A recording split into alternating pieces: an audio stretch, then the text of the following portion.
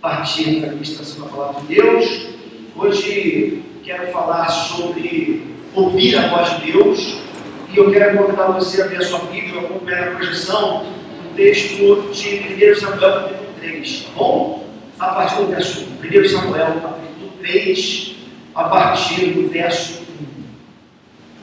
Nós temos a projeção, se você preferir acompanhar ali, tá? Se você preferir ler na sua Bíblia também, sinta-se à vontade, ok?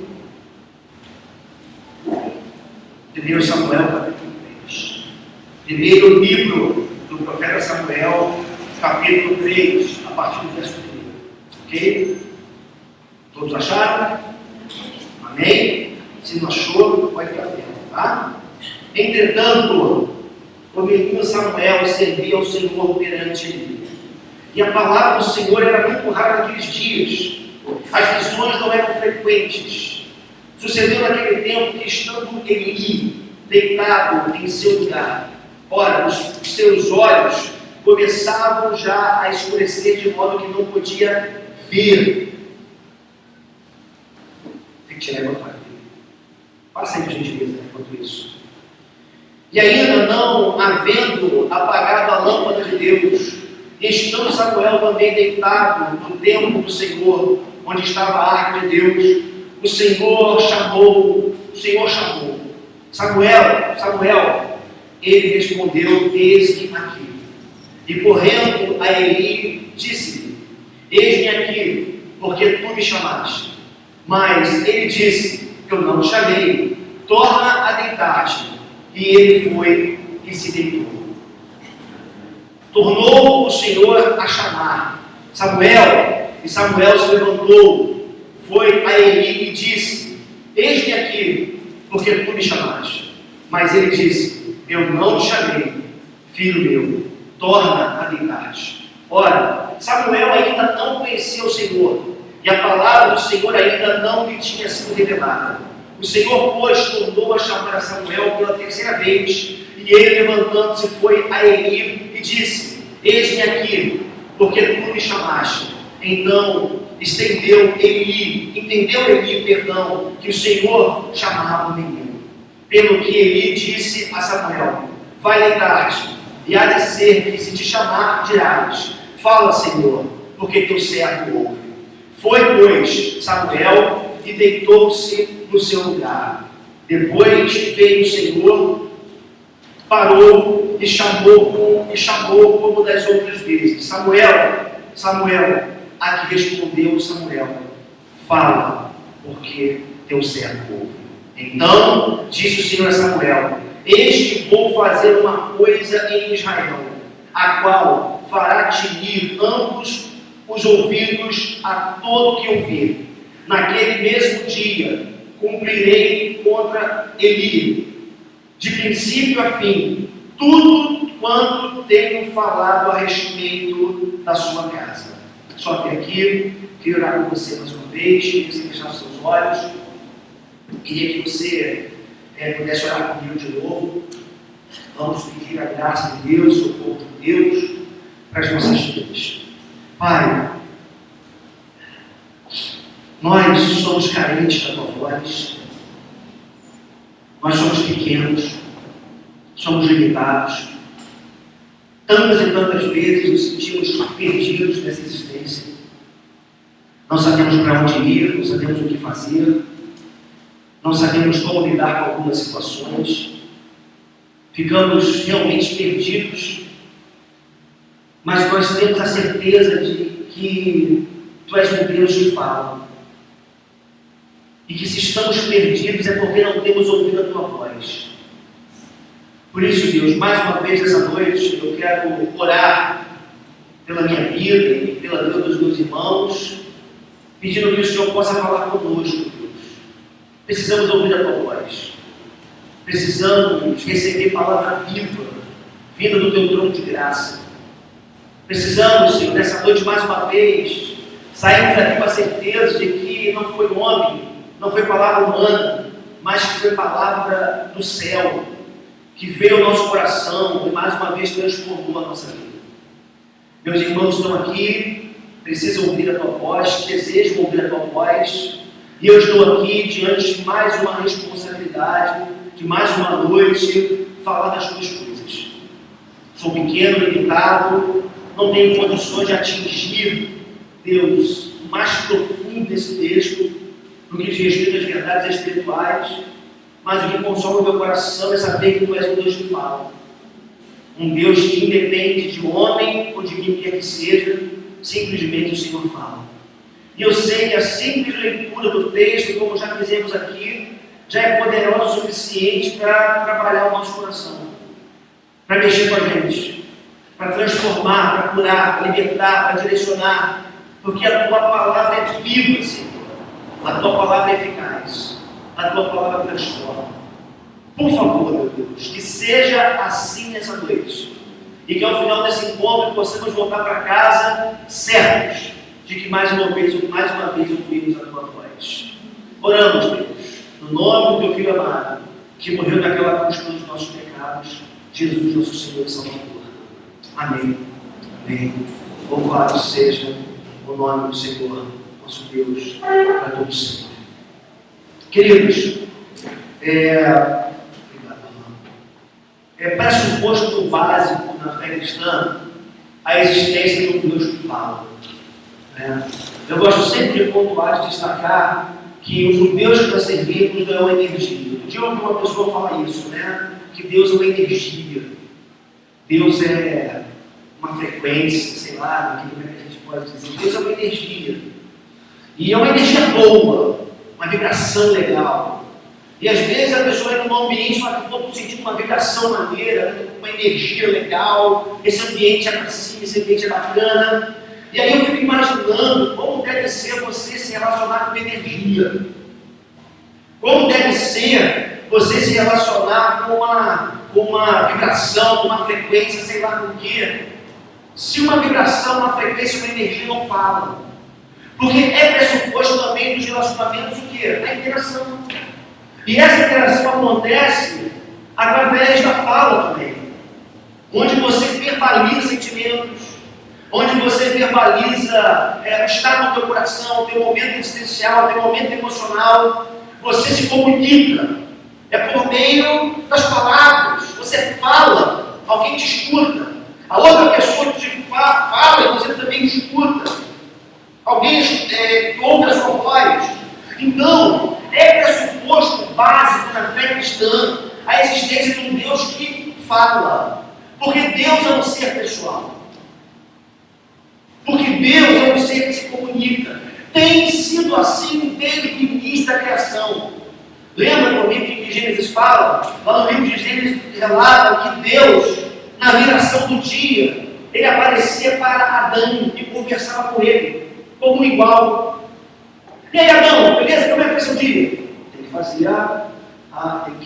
fazer a adequação para os nossos dias, Adão, e aí? Como é que você está, cara? Como é que foi seu dia? Pô, Senhor, foi muito legal. Olha, hoje eu cuidei da zebrinha, Hoje eu plantei mais aqui uma mudinha aqui. Hoje foi bem legal, hoje o dia foi bacana. Deus falava com Adão, Adão falava com Deus. Havia comunicação, havia interação, havia troca. E Deus fala. Então, só faz sentido, por exemplo, nós estarmos aqui nessa noite, se nós entendemos e acreditamos que Deus fala. Porque se nós não concebêssemos essa ideia, se não acreditássemos nisso, a gente ia sair de casa. Estava em casa. Agora não. A gente arruma, bota a roupinha bonita, domingo à noite, domingo de manhã, a gente vem para a igreja. Por quê? Porque a gente vem nessa expectativa de que Deus vai falar. Porque Deus fala. E Deus tem falado de muitas maneiras ao longo da história. Deus tem falado de várias formas ao longo da história. Por exemplo, Deus é um Deus que fala. Antes de falar das visões, deixa eu ver se aparecer aqui, ou que eu não coloquei aqui, desculpa. Mas Deus é um Deus que fala, por exemplo, no momento da própria criação. O Salmo 19 diz que os céus declaram a glória de Deus. Deus está falando. O firmamento anuncia as obras das suas mãos. Deus está falando. Então, a criação por si só, ela traz uma comunicação de Deus. Ela fala a respeito de Deus. ela fala do poder de Deus, ela fala da criatividade de Deus. Gente, às vezes, a gente, né, só para dizer, não precisa olhar para não, que eu viajei para um lugar que está ali no descanso pelo meu computador, o pessoal vai maldoso, e o pastor, você é festa, tem um lugar bonito ali, né? É só o protetor de tela do meu computador, né? Mas estavam dizendo isso. Mas uma vez eu viajei para um lugar, quase parecido com aquele ali, viu, Priscila? E aí, o que acontece? A gente mergulhou e tinha os peixes. Eu fiquei chocado com as cores dos peixes. O mar cristalino, um lugar lindo. Eu fiquei chocado no Nordeste. Eu só vou à praia quando tem água quente, né? A gente mora perto da praia, que eu não vou à praia, que eu odeio praia gelada. Eu só vou à praia quando eu vou ao Nordeste. Então, assim, a gente mergulhou lá e os peixinhos, uma beleza! Cada um mais lindo do que o outro, uma criatividade. Eu fico pensando, como que uma energia, uma explosão, criaria tantos peixinhos com tantas cores, com tanta perfeição? Eu fico vendo uma rosa, uma flor bonita, as suas pétalas ali lindas, tudo bem trabalhado, bem organizado. Eu fico tentando conceber a ideia de uma esposa, eu me esforço. Tem a gente que estuda, lê um pouquinho, a gente faz um exercício, fica tentando imaginar como que seria. Tantos aspectos de personalidade no mundo, tantos traços de criatividade, de inteligência na história da existência. Como atribuir tudo isso ao acaso? Eu confesso que eu fico tentando, eu faço esse exercício, mas eu não consigo perceber uma energia impessoal criando tanta coisa linda. Então, Deus fala no meio da criação e diz, né, essa beleza toda, foi eu que fiz. Aí sim, avançando um pouco mais, Deus fala por meio de visões. Interessante que desde o início foi assim, né? No próprio texto que a gente leu aqui, a gente viu que Deus, ele falava com visões. Tem um tempo da história em que Deus revelava coisas ao seu povo. E acredito, que até hoje, Deus continua se revelando, continua falando. Eu acredito na contemporaneidade dos dons. Acredito que ainda hoje Deus revela coisas. Começava com a Noêmia hoje, né? A Noêmia falava de uma revelação, né, que Deus deu ao coração dela, uma situação profissional. Deus fala por meio de visões, Deus fala por meio de revelação, Deus fala por meio de sonhos, Deus fala pelos profetas. E foi assim ao longo de toda a história. Deus usa pessoas, Deus usa homens, usa mulheres para se comunicar com o seu povo. Porque Deus é um Deus que fala, gente. Deus é um Deus que se comunica, que tem prazer em revelar a sua vontade, tem prazer em revelar o seu querer. Nós, isso é muito importante, nós não estamos sozinhos. Nós não estamos aqui soltos, largados à mercê da existência ao acaso. Igual aquele plástico que a gente vê nos carros, o acaso não existe, nem a Kardec. Não! O acaso não existe porque existe um Deus soberano. Um Deus que cuida de cada um de nós, que controla a nossa vida. Amanhã de manhã, quando você for sair para trabalhar, você não vai na tua força, como eu disse hoje de manhã. Você vai na força do Deus que te levanta e te sustenta. Por uma razão muito simples. Esse Deus, por mais que não possa ser controlado por nenhum de nós, esse Deus está do nosso lado. Está conosco. Ele é o Emanuel. É o Deus conosco. É o Deus que intervém na nossa história. É o Deus que nos ajuda nos momentos difíceis, que nos livra das tentações, que nos livra de coisas que nós sequer imaginamos. Eu fiz a convicção do meu coração, que às vezes a gente entra por esse mundão de meu Deus, como a turma fala aí, né? Sai de ônibus, anda de carro. Estava passando com a crise, estava voltando. Ontem eu tive um compromisso em Itaguaraí, passei um dia lá em Niterói, Itaguaraí, na igreja. E a gente estava voltando, a gente passou pela Vila do João ali, né? Que pela Vila Brasil, eu falo para aqueles três, imagina só, né? São dois mundos. Né? Se você passa essa fronteira aqui desses muros, né? Passando no limite da Vila Brasil ali, do lado de dali, é gente armada, com fuzil, é tiro, com aquela coisa toda. E aqui você passa, e né, não vou dizer que livre, né? Mas com o coração um pouco apertado, né? Você sabe que de vez em quando sobra uma bala para cá, uma bala para lá, mas você passa. Então fico imaginando quantos livramentos Deus nos dá ao longo da vida. Coisa que você nem sabe. aqui hoje, tem igreja com carro. Você não sabe por quê. Eu acredito que Deus só para o teu Deus fala assim, ó, vai para ali agora. E você que não pode controlar as coisas todas, como eu também não posso, somente com esse auxílio desse Deus pessoal que cuida, que está com a gente o tempo todo e que sobra coisa dos nossos ouvidos. É que a gente consegue passar por algumas situações da vida. Porque esse Deus é um Deus pessoal, Ele é um Deus que fala. Então Deus falou ao longo da história por meio de visões, Deus falou ao longo da história por meio de sonhos, Deus falou ao longo da história por meio de profetas, homens que Ele levantou para revelar a sua verdade. Foi assim no Antigo Testamento, os profetas foram homens levantados por Deus, onde eles levantavam, eram levantados por Deus, perdão, para conduzir o povo à vontade de Deus, ou para restaurar a ordem, digamos assim, espiritual das coisas. Os profetas diziam, olha, o caminho está errado, vocês têm que mudar a direção, mudar o comportamento, mudar o estilo de vida, porque o que vocês estão fazendo vai redundar necessariamente condenação para vocês. E aí, queridos, Deus usou ao longo da história de todos esses elementos para poder falar com as pessoas. É interessante, né? Porque sonhos, profetas, Deus também Ele falou por meio de aparições, as teofanias e cristofanias. Tem uma diferença, né? Os historiadores, os teólogos vão dizer que as teofanias são as manifestações de Deus, do Pai, digamos assim. Então são aquelas manifestações de Deus imateriais. Por exemplo, o fogo da sarça ardente, a coluna de nuvem no deserto, a coluna de fogo no deserto, eram teofanias, manifestações de Deus, do Pai. Mas também você tinha algumas cristofanias. Só para você entender, né? Essa teofania, manifestação, essas fanias são manifestações de Deus. Cristofanias são as manifestações de Cristo ainda no Antigo Testamento. Por exemplo, quando você vê na sua Bíblia escrito assim, o anjo do Senhor estava com Abraão. E aparece o anjo do Senhor com letra maiúscula na sua Bíblia. Isso, os teólogos vão dizer que é uma cristofania, é uma manifestação de Cristo já lá atrás do Antigo Testamento.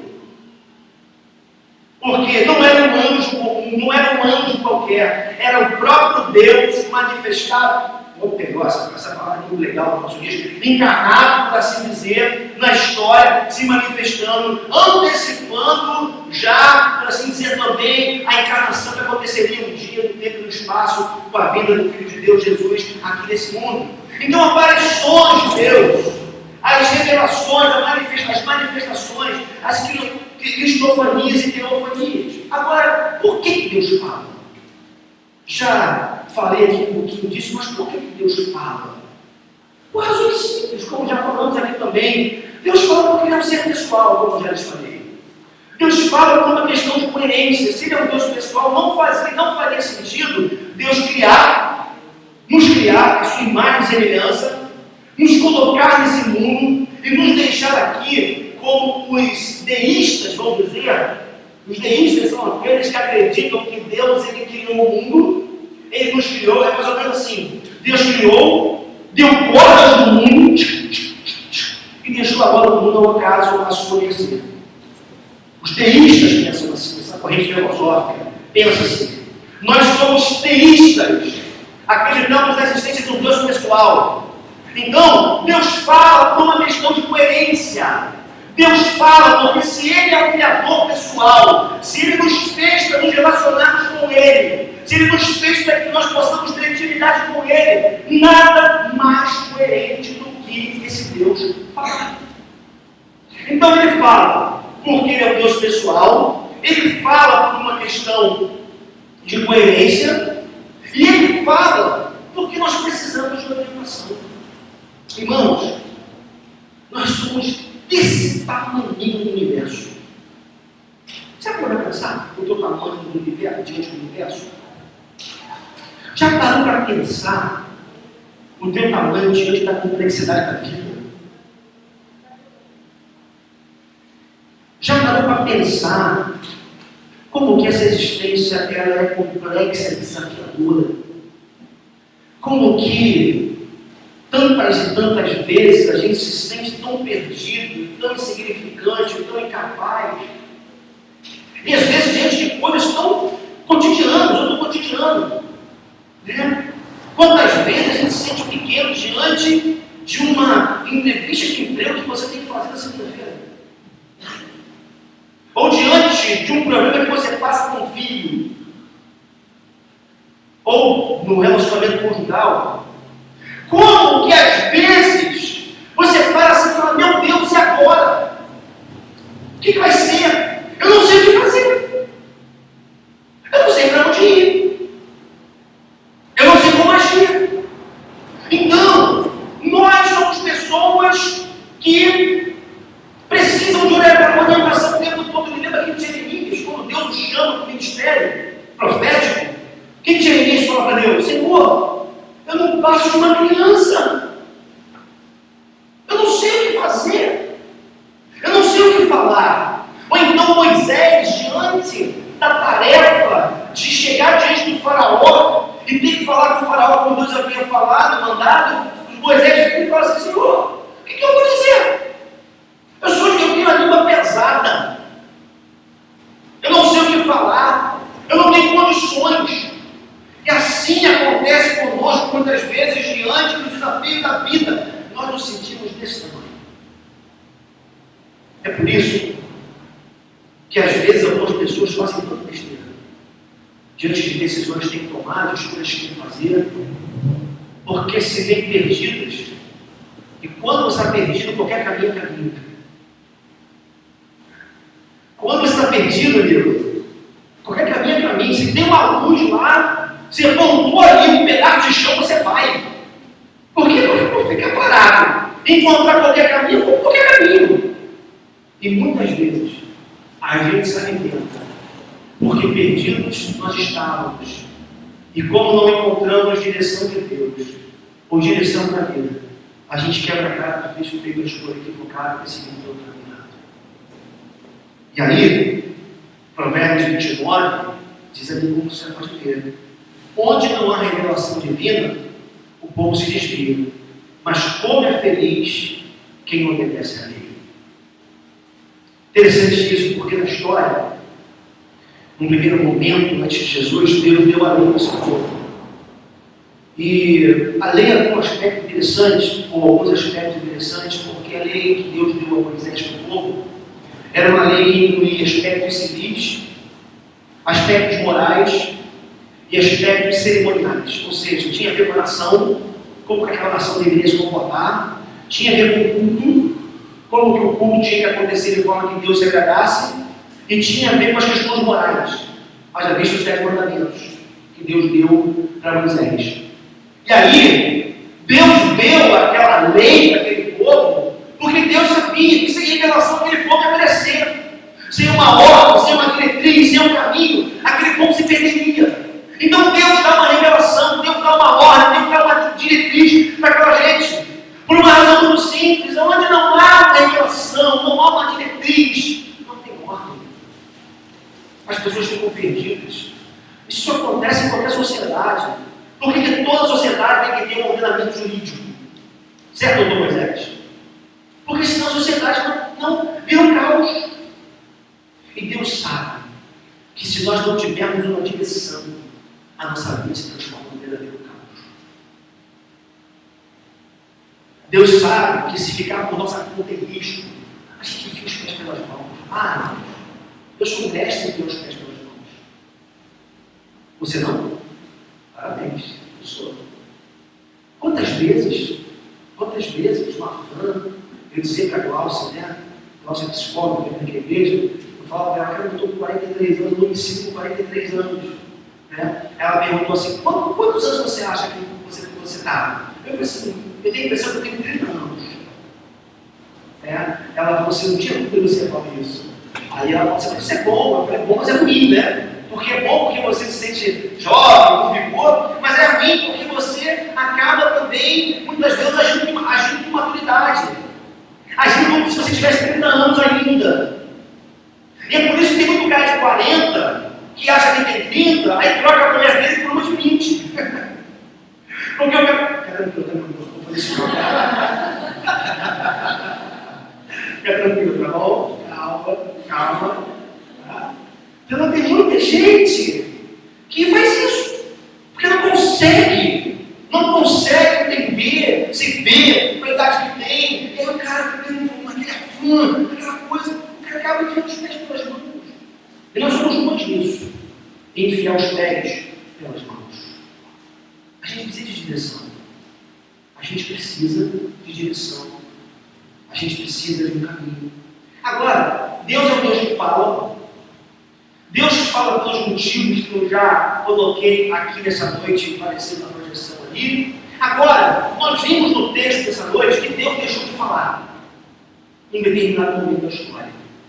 A história de Eli, vou passar rápido por ela, mas de Samuel, essa história de Samuel. Eli era um sacerdote. Naquele tempo, o Samuel ele havia sido dedicado ao serviço do templo e ele morou na própria casa de Deus, no próprio templo de Deus, digamos assim.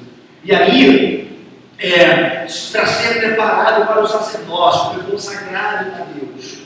Então, como acontecia naquele tempo, o menino ia desde pequeno para a casa do sacerdote, ficava lá, era preparado, era instruído nas coisas de Deus, e acontece uma coisa interessante, porque aquele era um contexto ímpar ali.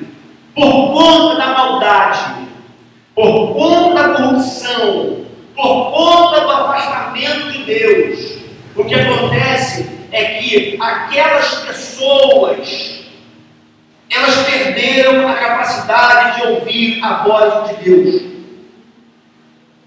Algo já aconteceu na nação, um nível de esfriamento espiritual, de afastamento de Deus, de corrupção moral e de toda ordem, que Deus deixou de falar. É interessante porque no texto que nós lemos, o texto diz que, olha só, no verso 12 do capítulo 2, voltando um pouquinho, tá? Voltando um pouquinho. Os filhos de Eli eram ímpios. Eles não se importavam com Deus. Eli era o nome de Deus, com as suas falhas, e foi julgado por Deus por causa disso, porque não educou seus filhos como deveria educar, não conduziu a sua família nos caminhos do Senhor, não repreendeu seus filhos, e foi julgado por Deus porque não repreendeu seus filhos. Pais que estão aqui nessa manhã, pais e mães, é obrigação nossa repreendermos nossos filhos. É obrigação nossa conduzirmos nossos filhos. É obrigação nossa corrigirmos. Esse negócio que tem hoje aí que filho não pode bater. Não, filho não pode bater em pai, né? Pai não pode bater em filho, nem dar palmada. Nós, como servos de Deus, não adotamos esse negócio, não concordamos com isso.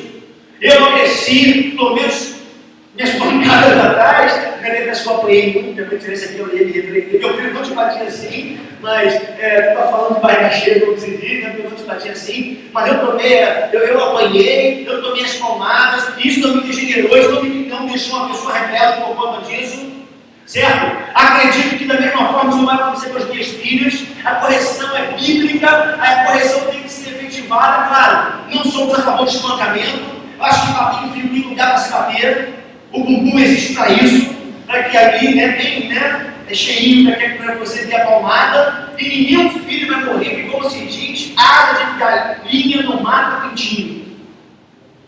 Não mata. Eu acredito que a correção tem que acontecer. Ele não fez isso, e foi julgado por Deus. Seus filhos se desviaram, seus filhos se corromperam, seus filhos entraram por um caminho de maldade, e Eli acompanhou tudo isso, mas não fez nada para impedir que esse tipo de coisa acontecesse. Então, quando você vai para o capítulo 2, do verso 12, esse verso nos mostra a impiedade daqueles dias. Por quê? Os filhos de Eli eram ímpios, não se importavam com Deus. Isso é muito sério. Qual é o seu trabalho que a gente tem com os nossos filhos? O trabalho que eu digo, porque eu sei que é uma luta, para trazermos os nossos filhos para a casa de Deus. Não é para embora. Nossas filhas cresceram, cresceram, estão hoje o tempo todo. Mas eu sei que tem aqui famílias de pais que não contam uma mulher cristã e o marido não é. Eu sei a luta que é trazer um filho para a igreja nessas circunstâncias. Onde o marido tem que parar andando domingo à tarde com o filho e a mulher quer ir para a igreja. Tem que trazer um filho para a casa de Deus. É uma luta para alguns trazer os filhos para cá, para ouvirem a palavra de Deus, mas isso não tem preço. É maravilhoso.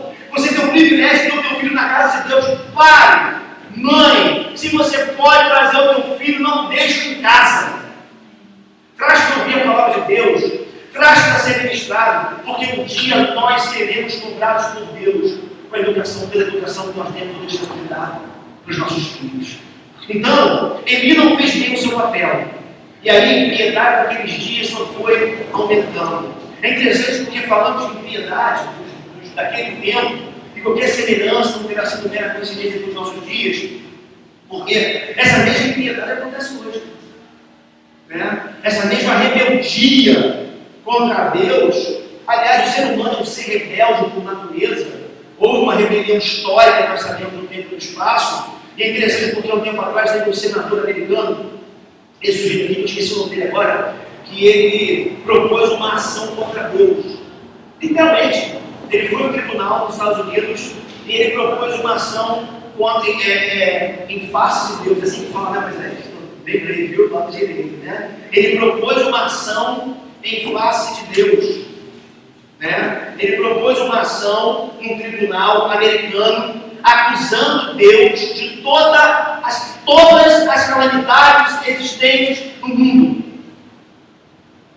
Teve acusação, teve defesa, ou melhor, né? A gente ficou pensando, e teve até na época uma sátira, um comentário sobre isso, né? Como que Deus ia se defender, né? Porque ele fez isso, é certo.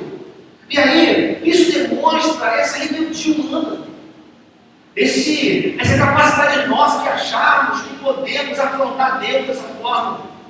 É interessante porque esse sujeito propôs uma ação contra Deus, mas nós muitas vezes viramos as costas para ele. Nos rebelamos contra esse Deus. Isso acontece, por exemplo, quando nós adotamos um estilo de vida reprovado, que nós sabemos que Deus não aceita, que nós sabemos que Deus condena, mas ainda assim nós insistimos por conta da dureza do nosso coração. Rebeldia, irmãos, contra Deus, tem a ver com a impiedade dos nossos dias. Então, dentro dessa impiedade, a gente se rebela contra Deus. Dentro dessa impiedade, nós vamos perdendo a afeição pelo próximo. É impressionante. Nós fomos perdendo a capacidade de olhar para uma pessoa sofrendo e nos compadecermos do sofrimento dela. O sujeito sofre do nosso lado. A gente não é capaz de estender a mão, ou a gente não é capaz de dar uma palavra de conforto, de consolo, de motivação para aquela pessoa. Essa falta de amor, essa capacidade que a gente tem de olhar só para dentro de nós, para o nosso umbigo, para as nossas necessidades, para os nossos desafios, para aquilo que a gente tem como ser coisa importante para a gente. Queridos, isso demonstra a impiedade dos nossos dias e demonstra algo que nós chamamos essa efetiva propensão para o mal. Eu tenho aqui pregado sobre Romanos, foi uma exposição de Romanos domingo de manhã. Eu tenho falado aqui de justificação. Eu falei 4 domingos sobre justificação. E hoje de manhã eu falei sobre os frutos da justificação na vida do crente. E o pressuposto básico da justificação, ou seja, que está por trás dela, é justamente a corrupção do gênero humano. O ser humano é mau. Deixa eu dar uma notícia para você: você é mau por natureza. Humanamente falando, você é um ser caído, rebelde, anti-Deus, contra Deus. Eu sei que isso choca alguns. Ser tão direto assim, imagina, chegar para o teu chefe amanhã, o chefe deu uma palavra de Deus para você: você é mau, você é corrupto, você é injusto, você é pecador. Ele vai falar para você assim: rua, está demitido, está despedido. Não dá. Mas é verdade, nós somos assim. É por isso que nós precisamos ser justificados. É por isso que nós precisamos que essa justiça de Cristo alcance a nossa vida. Por quê? Nós temos uma efetiva propensão para o mal. Paulo fala nos Romanos, no capítulo 7, o bem que eu... Gente, Paulo falou, pastor André, não sou nada. Apóstolo Paulo falando. Entendeu? Apóstolo Paulo falando. O bem que eu quero fazer eu não faço. Mas o mal que eu não quero, esse eu faço. Eu sou arrastado para fazer esse mal. Efetiva propensão para o mal. É a nossa realidade. E aí, queridos, se não for a graça de Deus, o amor incondicional de Deus pela nossa vida, a gente estava perdido. E aí, uma vez que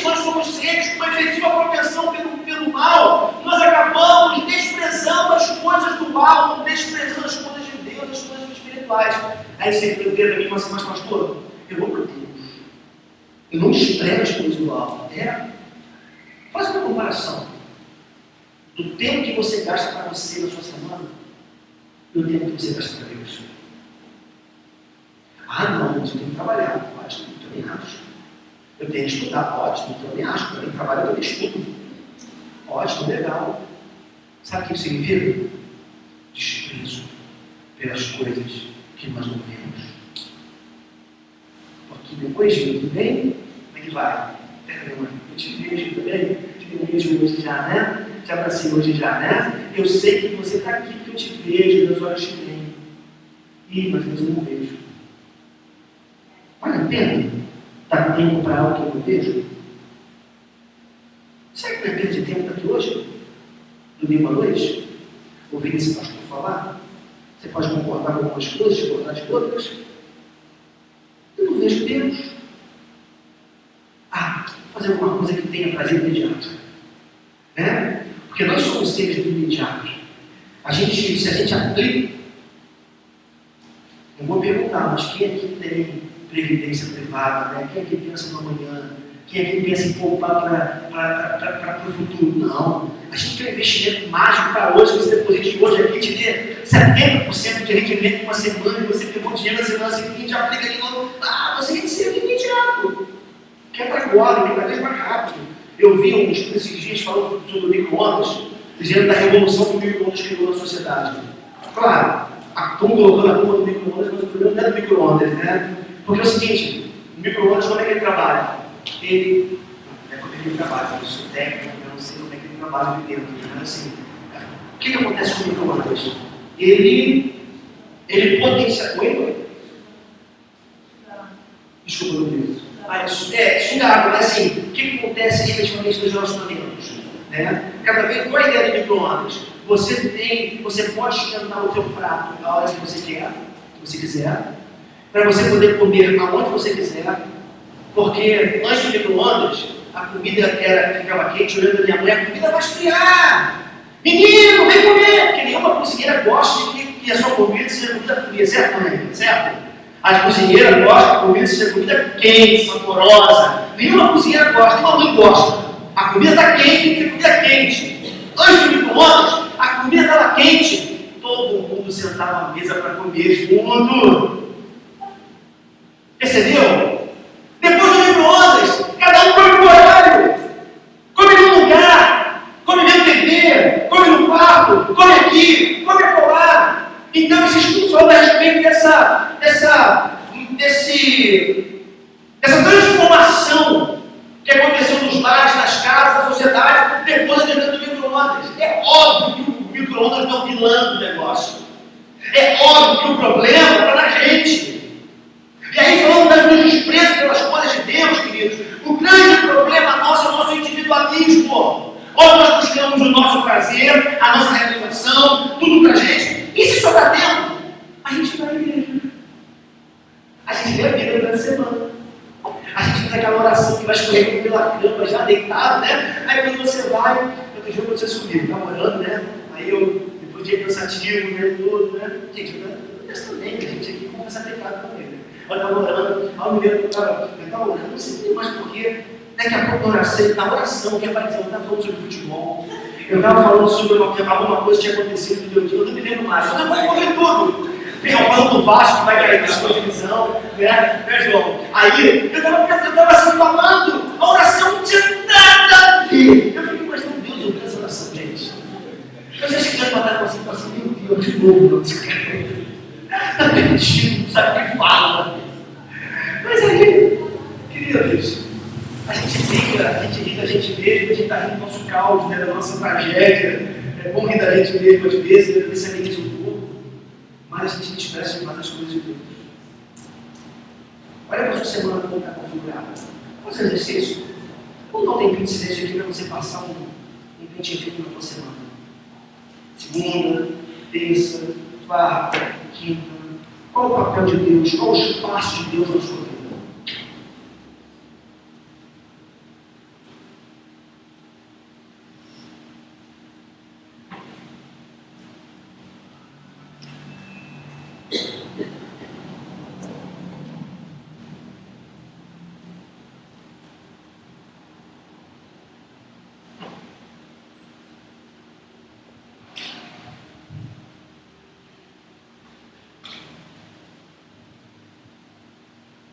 Eu acho que já dá.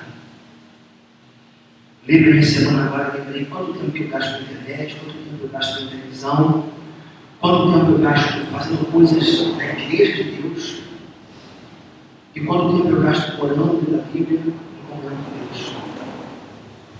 Queridos, é completamente desproporcional. Para resumir, a gente despreza as coisas de Deus. Somos crentes e às vezes somos crentes que vivem uma espécie de ateísmo prático. Sabe o que é um ateu prático? Ou melhor, um cristão ateu prático? Parece uma incoerência, né? Teria que ser.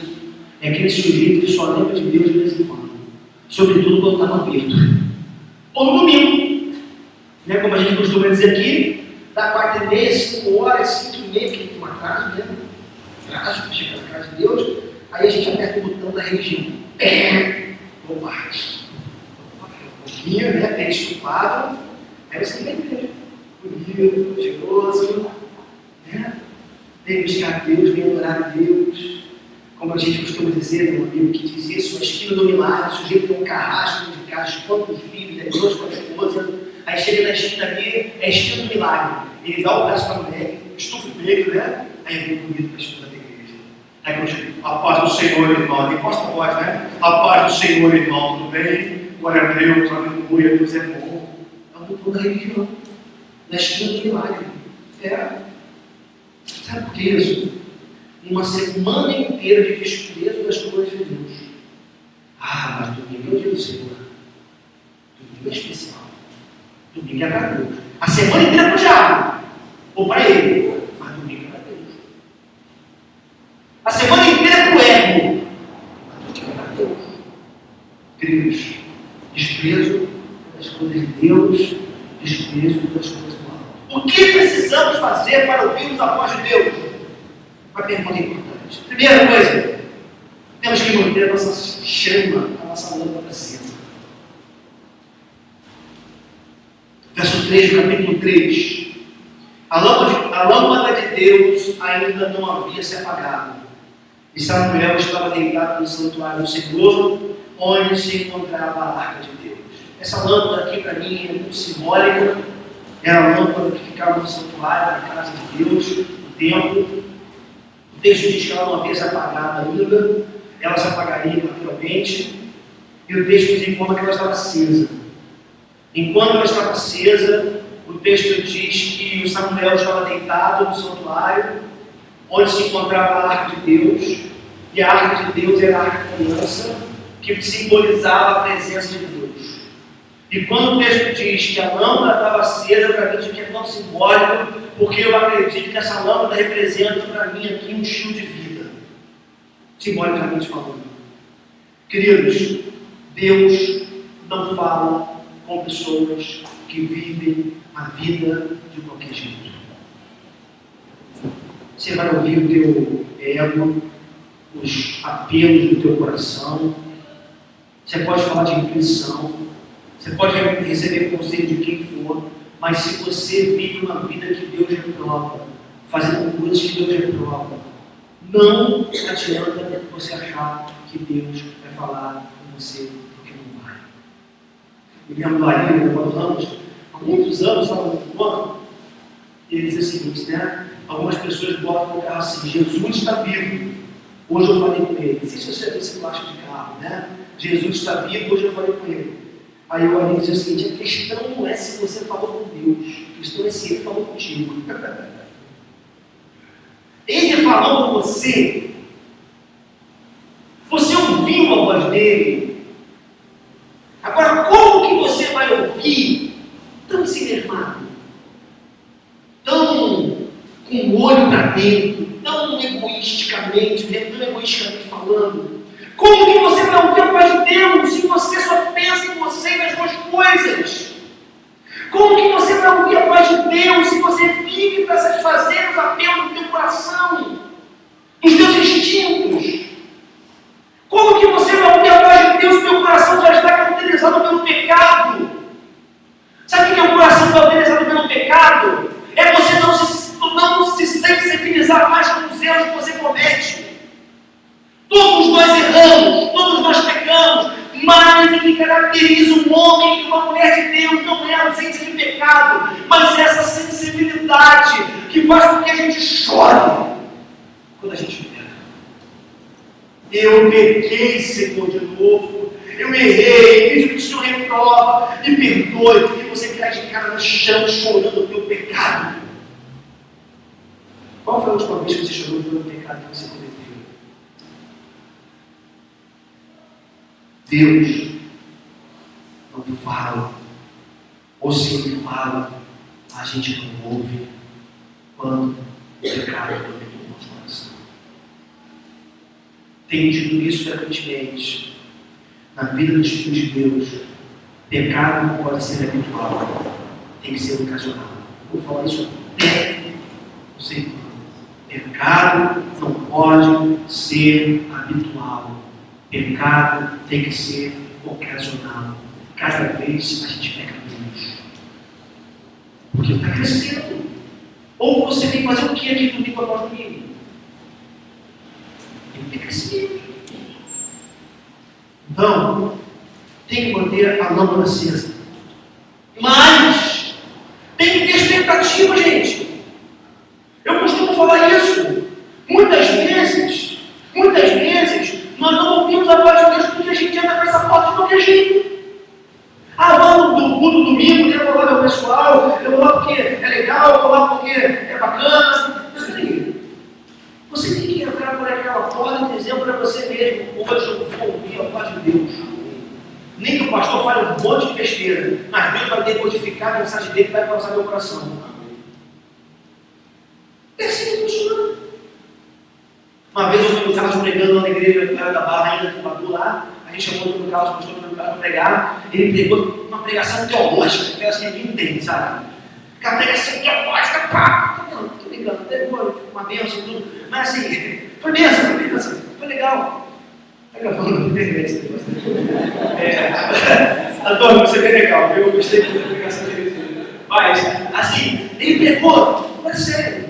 Ele no final ele disse: Deus, pega essa palavra e ele decodifica o que foi falado aqui dentro de cada coração. Ele tinha uma certeza.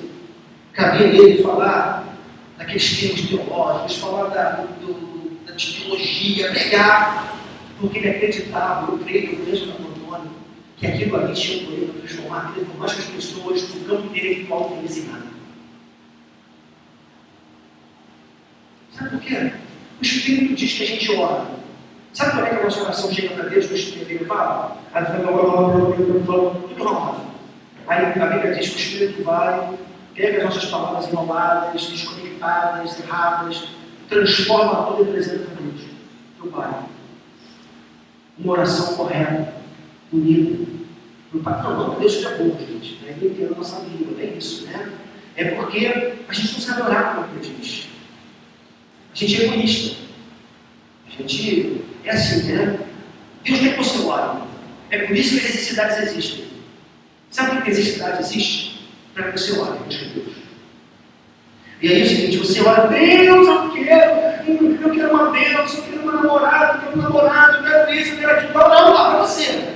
Aí Deus, que é amoroso, o Espírito Santo vai, decodifica essa oração, ele aperfeiçoa a sua oração, e essa oração chega diante de Deus como relação, como intimidade. É isso que o Espírito Santo faz com as nossas orações. E aí, no que diz respeito à voz de Deus, para que a gente possa entender, às vezes você vai entrar aqui e a pregação, aquela pregação para você foi xoxa, pregação de xoxa, pregação sem graça, não foi legal, não falou comigo, aquela coisa. Não importa. Glória a Deus, pega essa mensagem que parte a sua vida, entendendo você ou não, continuando você ou não, porque o que importa é que você saia daqui com a voz de Deus no teu coração. Tenha você atendido, tenha entendido, tenha você aceitado ou não, o que importa é a voz de Deus ecoando na tua alma e te fortalecendo no que você precisa disso para amanhã, para terça, para quarta, para quinta, para a tua vida. Então, quando você vier à casa de Deus, esse lugar que você vê na casa de Deus, ou quando você for no teu quarto secreto, no teu quarto para orar, entre com expectativa de que hoje Deus vai falar comigo. É hoje. Dia do encontro.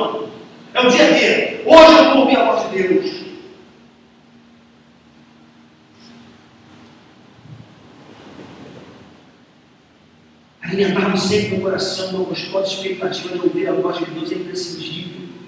Mais ainda, perceber que Deus ainda faz brilhar uma pequena luz em meio às densas trevas espirituais que vivemos. Naqueles dias, as revelações não eram comuns, ou comum. Deus não fala com frequência. Samuel não conhecia Deus ainda. Eli tinha uma vaga lembrança de que Deus falava. E aí nós vivemos numa... Interessante isso, porque a gente vive num tempo de tanta... Se você vai para os Estados Unidos do Brasil, depois dos Estados Unidos, lá no Brasil está acontecendo um avivamento, né? Aí eu fico procurando o avivamento que está acontecendo no Brasil.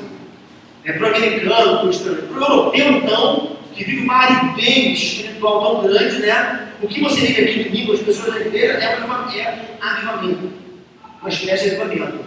Só que o que acontece é que nós vivemos no nosso dia a dia uma aridez tão grande. Olha para o teu ambiente de trabalho, olha para a pressão do dia a dia, para junto de você, mesmo dentro de casa, dentro da sua família, quantas vezes, a aridez que acontece por conta dos problemas, por conta das lutas, por conta das preocupações. E aí, que isso acontece? Essa aridez, às vezes tenta nos convencer que Deus não fala, que Deus não está presente, que Deus não está ali, que Deus não se importa. Deixa eu te dizer uma coisa. Às vezes, quanto mais árido a nossa situação, o nosso contexto, mais Deus fica desejoso de manifestar a sua voz, a sua presença na nossa vida e dentro do nosso contexto.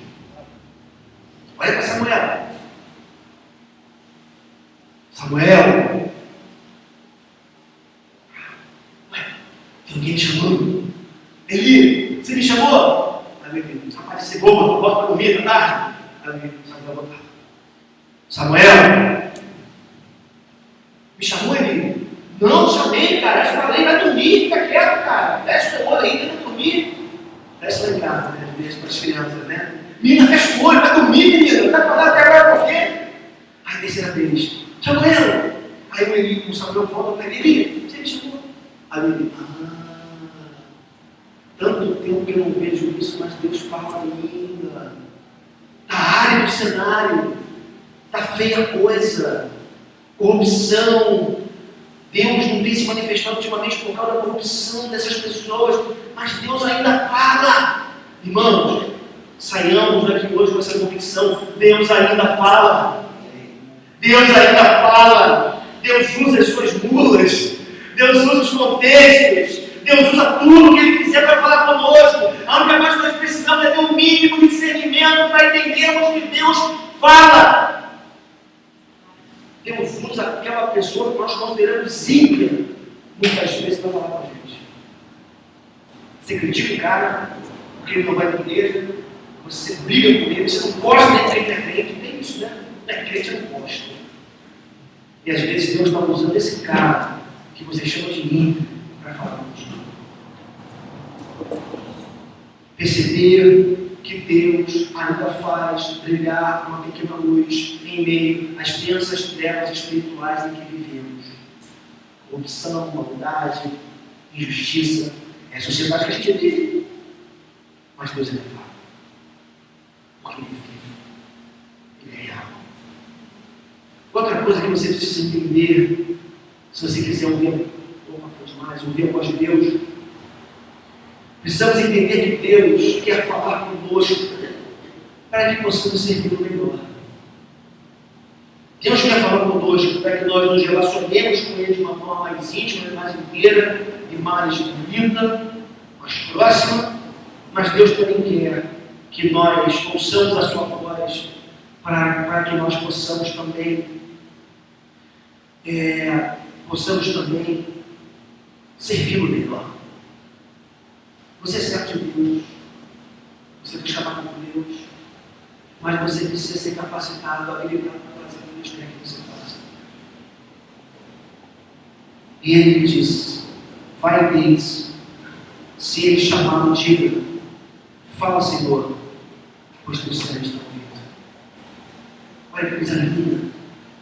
Fala para Deus: Senhor, teu servo te ouve.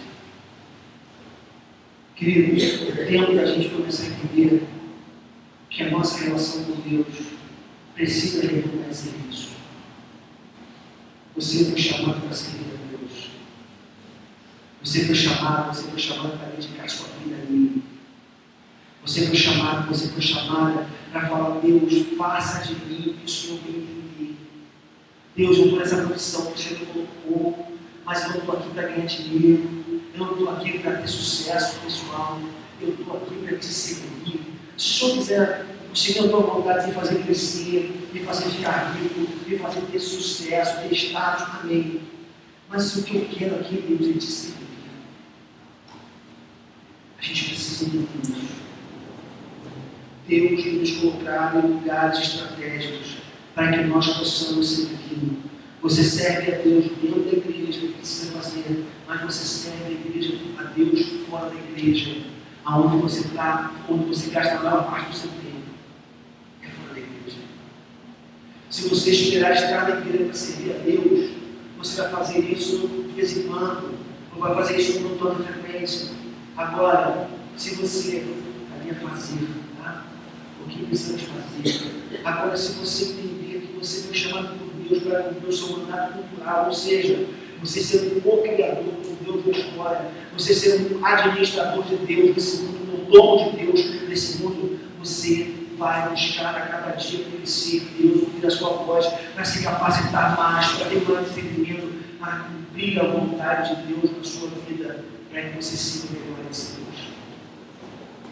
Queridos, nós não existimos, eu termino aqui, nós não existimos para estudar, trabalhar, ter filhos, ter marido, ter esposa. Essa não é a razão última, final e maior da existência. Tudo isso é lícito. E a gente busca isso cumpre a nossa vida também. Mas a razão maior da existência é viver a Deus. Fala, Senhor, porque você ama ouve. Fala, Senhor, porque você ama ouve. Fala, Senhor, porque eu não quero viver uma vida rasa mais. Fala, Senhor, porque eu não quero passar essa existência gastando meu tempo com coisas que o Senhor não quer que eu gaste ou com prioridades que não são as tuas. Fala, Senhor, porque eu quero te servir. Fala, Senhor, porque eu quero te conhecer. Fala, Senhor, porque eu quero ter uma relação íntima, pessoal, maravilhosa contigo. Mesmo vivendo num mundo tão árido, numa terra tão inóspita, tão perigosa, tão seca, tão feia, ainda assim, fala, Senhor, porque você é amor. Eu queria chamar o Alexandre do livro para cá, o pastor Alexandre do livro, e eu queria que você fechasse os seus olhos, tivesse um tempo de silêncio, e você falasse no seu lugar para Deus. Fala, Senhor, porque você ouve. Fala, Senhor, porque você ouve, em nome de Jesus.